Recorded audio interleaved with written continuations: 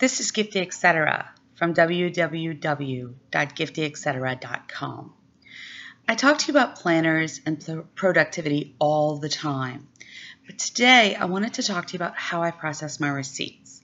Now, if you go to my blog on today's date, it's Saturday, January 24th, 2015, you'll see that I talk about a 5-step simple process for dealing with your receipts.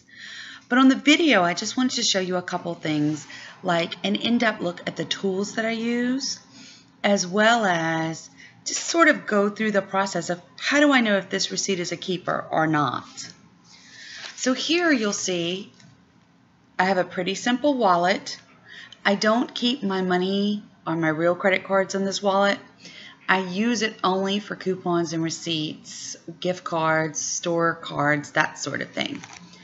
So if you look inside, you will see that it even has a little label for the part that has to do with receipts. And this goes in my purse, and this is where I keep receipts. Regardless of where you keep your receipts, you should have a dedicated spot, even if it's a pocket in your purse or a pocket in your tote bag or a part of your wallet. It doesn't have to be a very specific spot, but you want a spot to keep receipts. Another thing I have is just this big mason jar, and it goes on my desk. It's decorative. I have a couple of smaller ones that go right in front of it that have pins and stuff in them. But I like this because if there's receipts in it, it's very easy to see that. And so I like to keep it empty, and that's sort of my goal. And by keeping it empty, it means that I have processed most of the receipts that I have. Finally, I have this great index card case, and I just bought little dividers and wrote the months on them. Let me show you the back of the dividers so you can see that they were the ABC dividers. And I just went ahead and wrote months on them. And I put my receipts for each month right here in these files. And I think that's a really nice way to just sort of keep track of those receipts. Now, in these files, I have monthly receipts. That is, all the receipts for January of this year, or all the receipts for February of last year.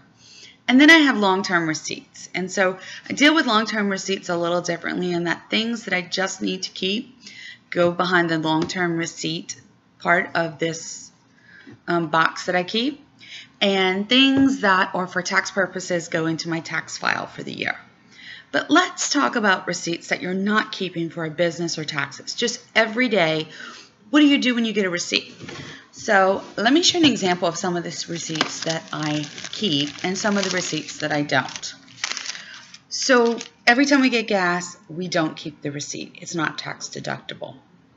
If I eat out and there was no problem with the service, 99.9% of the time, those receipts are simply tossed as soon as I enter them into my budget software.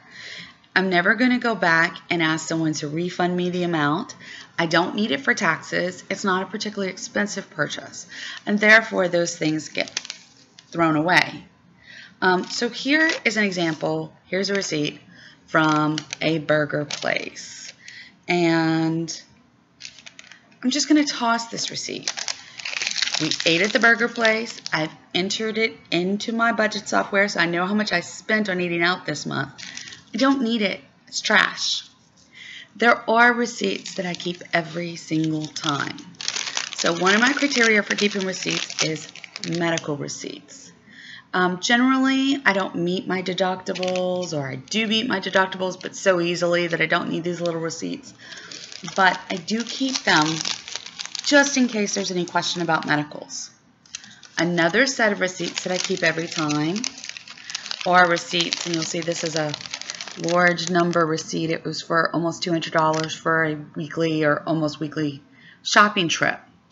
It doesn't have any single large expenses on it, but if the total of a receipt is over $100, I go ahead and keep it, just figuring that it covers a lot of stuff. And if I go to open one of my canned goods and they're not fresh and they're not the way they were supposed to be at the store, it's easy enough to grab that receipt and bring them back. Now, receipts for individual items. So a receipt with a total over $100 I keep. A receipt for something that I can return I keep. I trash a receipt if it's for gas, the movies, eating out, something that I can't return. I don't keep individual receipts for returns if the total on the receipt is under $100 and I have no individual item over $10. Because I figure for a $6 water bottle, if it breaks, I'm probably not going to bring it back to the store. And it's certainly not worth the effort of keeping every single receipt when I have limited space and limited time to deal with it. So my rules: taxes, lawyer says you have to keep the receipts, a reason medically to keep the receipts, I keep those in my tax folder. If I buy a huge appliance, something big, electronics, I keep those in my long-term receipts. For my day-to-day receipts, I toss it unless there is a single item over $10 or a total receipt over $100. I hope that simple process helps you see how I deal with receipts. Please visit www.giftyetc.com to see 5 simple ways to deal with those receipts. Thank you. Have a great day.